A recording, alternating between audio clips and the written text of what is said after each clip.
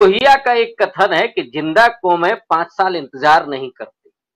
लेकिन अब सवाल ये है कि आजादी के अमृत महोत्सव में, मतलब ये जो 75वां साल चल रहा है, उसमें वो कौम अब जिंदा बची है कि नहीं बची है, ये भी अब सवाल पूछा जाने लगा है।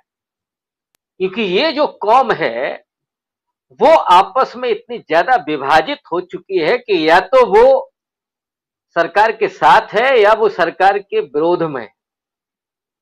ये देश पूरा इस नजरिए से बट चुका है। यहां तक कि मीडिया के बारे में भी आमतौर पर लोग पूछ लेते हैं कि किस पार्टी से हैं आप।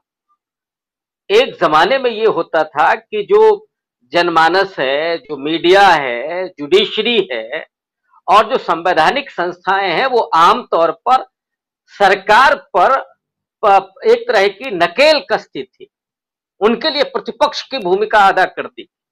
लेकिन आज संवैधानिक संस्थाएं कितनी बौनी हो चुकी हैं, मीडिया तो उसका नाम ही गोदी मीडिया हो चुका है।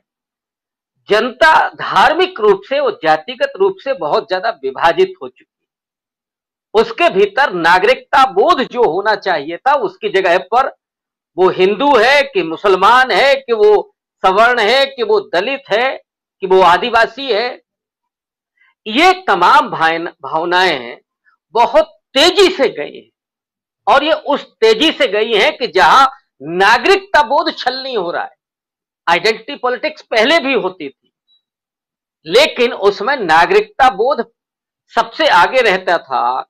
और समावेशी विकास हो देश का, और देश में धर्मनिरपेक्षता और समाजवादी मूल्यों की परवरिश होती रहे एक तरह से, उसमें ये सामाजिक न्याय के सवाल या जो वंचित तबका है, जो उत्पीड़ित जनमानस है, उसके सवाल, मजदूरों के, किसानों के, इन सब के सवाल सामने आते थे। और उस तरह से सरकार और प्रतिपक्ष के बीच में एक बैलेंस रहता था।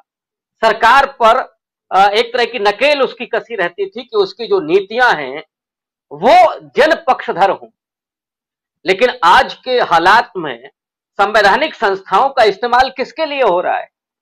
विपक्षी दलों को पंगु बनाने के लिए, उन्हें कटघरे में खड़ा करना है और उनको डिफेम करना है। कुछ ना निकले इससे कोई फर्क नहीं पड़ता। राहुल गांधी जब ईडी के ऑफिस जाएंगे, सोनिया गांधी जाएंगी, ममता बनर्जी या उनके कोई मंत्री जाएंगे, तो वो निश्चित रूप से डिफेम होंगे।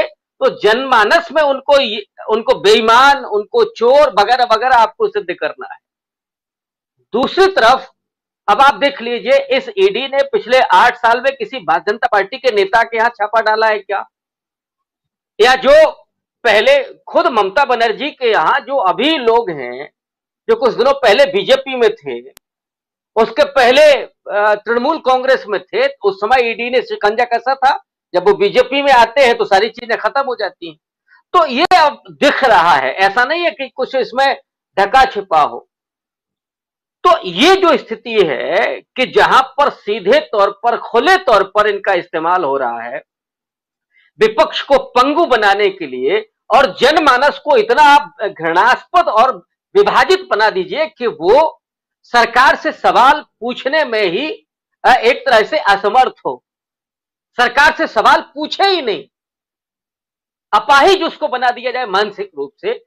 ऐसी स्थितियों में बहुत मुश्किल है कि जहां हम लोकतंत्र की बात कर सकें, जहां हम संसदीय परंपराओं की बात कर सकें, जहां हम संवैधानिक मूल्यों की बात कर सकें कि उनका पालन हो रहा है, या बहुत हेल्दी तरीके से राजनीति चल रही है। अब ये राजनीति नहीं हो रही, ये जो एकाधिकारवादी, ये जो सर्वशक्तिमान टाइप की जो सत्ता बनी है, वो इन सबको खत्म करके, माने जो भी विपक्षी दल हैं, और कांग्रेस पर बार तो जैसे ही लोकसभा के चुनाव आता है वैसे ही होता है, तो ये सब खत्म करके और बिल्कुल निष्कंटक रूप से 2024 को फतह किया जाए, ऐसा सरकार सोचती होगी, भारतीय जनता पार्टी सोचती होगी। लेकिन उनको चैलेंज भी मिल रहा है। दक्षिण भारत से सबसे ज्यादा चुनौती उभर करके आ रही है, चाहे वो स्टालिन हो या केसीआर हो।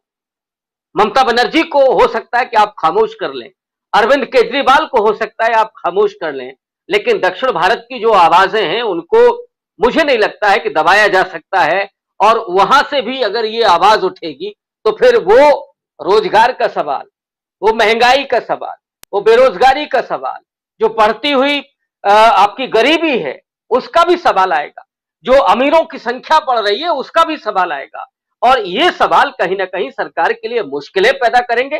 तो निष्कंटक बनाने की जो पूरी प्रक्रिया चल रही है वो आम आदमी के सवालों से होते हुए और दक्षिण भारत की जो आवाजें हैं ये मिल करके मुझे नहीं लगता है कि बहुत आसान होगा इस सरकार को एक तरह से निष्कंटक अपना मार्ग बनाने में।